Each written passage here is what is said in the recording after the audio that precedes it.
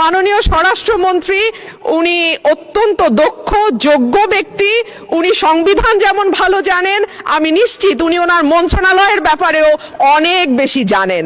সে কারণেই একেবারে সম্পূরক প্রশ্ন ঠিক ওই মূল প্রশ্নের আঙ্গিকে না হলেও আমি মাননীয় স্বরাষ্ট্রমন্ত্রীর দৃষ্টি আকর্ষণ করে বলছি, বাংলাদেশের মানুষের কপাল এমন যে মরার উপর খাড়ার ঘা সব সময়ই থাকে।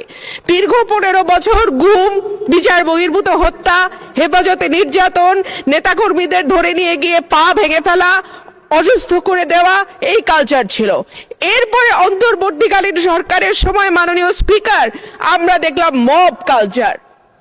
2024-এর সেপ্টেম্বর থেকে 2026-এর জানুয়ারি পর্যন্ত মাননীয় স্পিকার আমাদের যেই পরিসংখ্যান সেটা বলছে যে 250-300-র উপরে মানুষ নিহত হয়েছে এই মবের খপ্পরে পড়ে। আমার মাননীয় স্বরাষ্ট্রমন্ত্রীর কাছে প্রশ্ন, যেহেতু একটা খারাপ কালচার বাংলাদেশে শুরু হয়েছে এবং আমি নিজেও 21শে ফেব্রুয়ারি সেটার একজন ভুক্তভোগী, সেটা বন্ধ করার ব্যাপারে সরকার কি মেজার নিবে এবং স্বরাষ্ট্রমন্ত্রী এই ব্যাপারে কি কি পদক্ষেপ নেবেন? ধন্যবাদ। ধন্যবাদ মাননীয় সদস্য।